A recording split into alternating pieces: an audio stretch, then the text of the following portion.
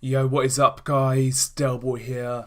A quick preview for Gennady Golovkin versus Steve Rolls. This fight takes place on the 8th of June and it goes down at the Madison Square Garden in New York. This fight will be Golovkin's first fight since his first career defeat to Canelo Alvarez back in September. And it's got to be said, it's not a great fight at all. Gennady Golovkin should win this fight at a canter. He should win this fight in devastating fashion, if I'm being completely honest. I mean, Steve Rolls really is a low-level comeback opponent. You know, I didn't expect Golovkin to fight a killer in his first fight back after a loss, coming off inactivity. But I still expected better than Steve Rolls, if I'm being honest. Originally, they were talking about guys like Hassan and Dam as Golovkin's comeback opponent. And, guys like that, in my opinion, would have been ideal because, listen, Golovkin would beat Hassan and Dam, but at least Hassan and Dam is experienced. He's been operating at a high level. He's given some good guys problems. And Dam is credible. He's been around for a long time and he's been ranked for a long time. But Steve Rolls, yeah, the guy's got an unbeaten record of 19-0, but, when you delve into that record, he's really beat nobody. I recognise a few names on his resume, but these are low-level guys. Guys like Keandre Leatherwood and Demond Nicholson. I know those guys. I know they're kind of club fighters in the USA. He's beaten those guys, but that really doesn't say much. Another red flag when it comes to Steve Rolls is the fact he's 35 years old, he's 19-0, and he's still not stepped up. So I don't really have any faith in this guy.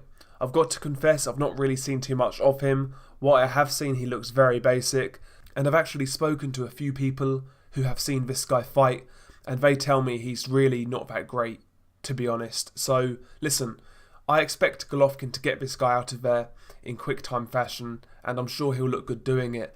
But I'm looking for the subtle changes in his game. We all know Golovkin has switched trainer. He's split with long-time trainer Abel Sanchez, and now he is with Jonathan Banks. Jonathan Banks used to be a fighter himself. He was part of that Kronk setup, and he's kind of most well known for training Vladimir Klitschko towards the end of his career. So Jonathan Banks is a boxing man. The jury is out on him as a trainer, but I've got to say, I've seen some of the work Golovkin and Jonathan Banks have been doing, and I am actually fairly impressed. I know they're only open workouts, they're only pads, etc., but I like what I see. Jonathan Banks on the pads, Golovkin's not loading up like he did with Abel Sanchez. Watch Abel Sanchez pad sessions compared to Jonathan Banks pad sessions, and it's night and day. With Jonathan Banks, Golovkin looks a lot more fluid. He's not loading up on every single punch. He's putting together combinations. Golovkin's moving his head. He's got more bounce in his legs, and he just looks a lot more fluid. With Abel Sanchez, if you look at his pad sessions, it was, the same combinations, that big right hand over and over again, and there really wasn't much variety. But with Jonathan Banks, it looks like they're trying to change a few things. Maybe get Golovkin back to his amateur days and utilise that jab more, utilise his feet and control of range, things like that. So I was impressed with what I saw on the pads from Golovkin, and even his shadow boxing looked different. Again, just more movement with his feet, quicker hands. It was quite jarring to see actually when you compare it to Golovkin's previous training footage, and I'm quite intrigued to see how this plays out in an actual fight.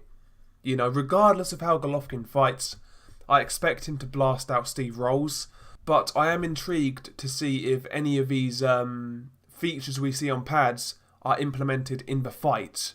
That's the reason I'm interested in this fight, because before I saw this training footage I really didn't care, but now I've seen Golovkin with Banks and I've seen a few changes. I want to see if that's implemented on fight night. I've said for quite some time Golovkin is a great boxer, And I believe he's kind of fell victim to the hype in terms of, Mexican style.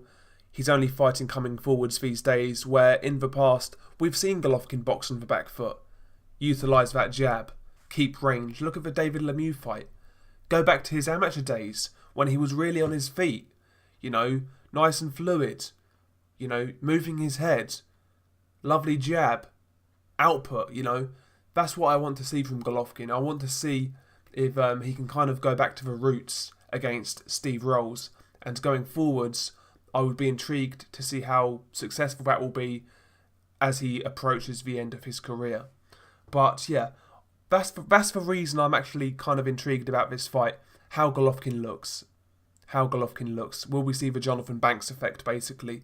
But yeah, Golovkin should blast this guy out of there in a few rounds. Steve Rolls really isn't any good. And yeah, it's not a competitive fight in the slightest, if we're being honest about it. I also want to make a brief mention of the undercard. 2-0 super welterweight prospect Israel Madrimov is fighting tough Mexican journeyman Norberto Gonzalez.